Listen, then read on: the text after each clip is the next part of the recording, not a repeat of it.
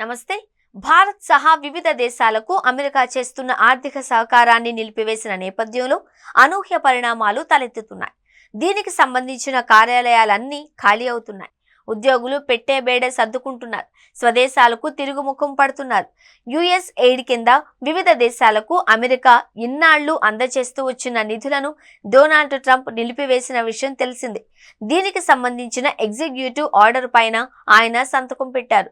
US aid ఉద్యోగులను తొలగించారు. 15 నిమిషాలలో ఖాళీ చేయాలి అంటూ ఆదేశాలిచ్చారు.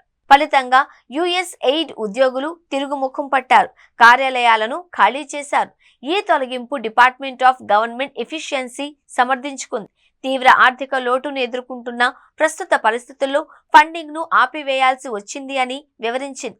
మొత్తంగా 4080 మంది యుఎస్ ఎయిడ్ ఉద్యోగులు అమెరికా సహా వేర్వేరు దేశాలలో వివిధ హోదాలలో పనిచేస్తున్న విషయం తెలిసిందే. కాంట్రాక్టు ప్రాతిపదికన మరో 1600 మంది వర్కర్లు ఇందులో విధులను నిర్వర్తిస్తూ వస్తున్నారు.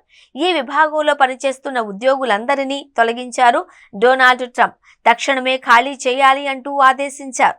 ఉద్యోగులు కార్యాలయాలను ఖాళీ చేసి వెళ్లిపోతున్న సమయంలో పలువురు స్థానికులు వారికి వీడ్కోలు పలికారు. సోంబ్రే నెగ్రా గ్రూప్ సభ్యులు ఈ సందర్భంగా భావోద్వేగానికి గురయ్యారు. ఇన్ని సంవత్సరాల పాటు నిస్వార్థంగా సేవలను అందించినందుకు చప్పట్లు కొడుతూ కృతజ్ఞతలు తెలిపారు. భారత్ సహా మొజాంబిక్ $10 మిలియన్, కంబోడియాలో 2 ప్రాజెక్టుల కింద $12 million, Prague civil society centre 32, Serbia 486, Moldova 22, Bharat 21, Bangladesh 19, Liberia 1.5, Nepal 19, మాలి $14 మిలియన్ మేర నిధుల కేటాయింపులను ఇటీవలే రద్దు చేసింది డోన్స్.